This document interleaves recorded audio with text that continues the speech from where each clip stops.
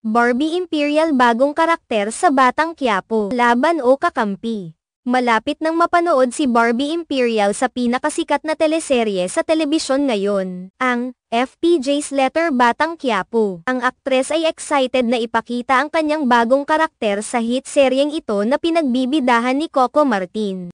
Sa kanyang Facebook post noong ika-16 ng Agosto, masiglang ibinahagi ni Barbie ang teaser para sa kanyang pagpasok sa serye, kung saan sinulat niya, "Makikilala nyo na si Tisay sa Batang Quiapo." Ang simpleng mensahe na ito ay nagbigay ng matinding kasabikan sa kanyang mga tagahanga at sa mga sumusubaybay sa teleserye. Sa bagong teaser, makikita ang pagsasama ni Barbie sa serye bilang si Tisay, isang karakter na tiyak na magiging mahalaga sa pagbuo ng istorya. Ayon sa mga detalye na inilabas, ang papel ni Barbie ay may malaking epekto sa pagyaman ni Tanggol, na ginagampanan ni Coco Martin. Ang karakter ni Tisay ay may tiyak na kontribusyon sa buhay at kapalaran ni Tanggol, na nagbibigay ng dagdag na intrigue at kasiyahan sa mga manunood. Makikita rin sa teaser ang isang eksena kung saan naglaban sila ni Tanggol sa isang laro ng baraha, na tiyak na magdadala ng tensyon at drama sa palabas. Ang FPJ's Letter Batang Quiapo ay isang teleserye na batay sa orihinal na pelikula ni Fernando Poe Jr. na ipinanganap noong dekada 80. Sa seryeng ito, ibinabalik ang klasikal na tema ng pelikulang aksyon na puno ng makulay na karakter at kapana-panabik na kwento. Ang pagpasok ni Barbie Imperial sa serye ay inaasahan na magdadala ng bagong dinamika sa kwento,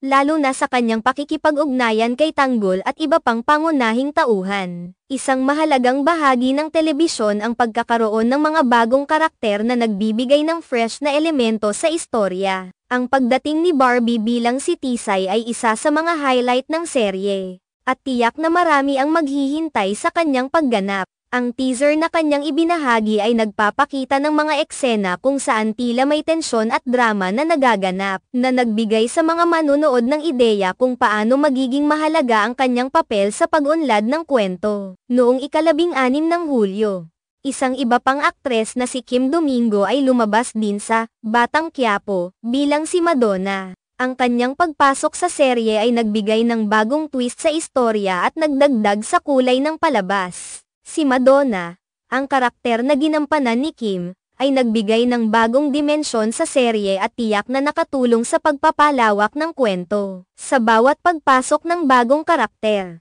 tulad ng ginawa ni Kim Domingo, ay lumilikha ng bagong interes at pagnanasa na malaman kung paano ang bawat tauhan ay magbibigay ng kontribusyon sa pangkalahatang kwento. Ang FPJ's Letter Batang Quiapo ay patuloy na umaakit sa malaking bilang ng mga tagapanood dahil sa nakakatuwang mga eksena, makatotohanang pagganap ng mga artista, at kapana-panabik na kwento na nagpapakita ng buhay sa Quiapo at ang mga hamon na kinakaharap ng mga pangunahing tauhan. Ang pagkakaroon ng mga bago at fresh na karakter tulad ni Barbie Imperial ay tiyak na magdadala ng mas maraming drama at excitement sa serye. Kaya't kung ikaw ay isa sa mga tagahanga ng FPJ's Letter Batang Quiapo, o isang masigasig na taga-subaybay sa mga teleserye, huwag palampasin ang pagdating ni Barbie Imperial bilang si Tisay.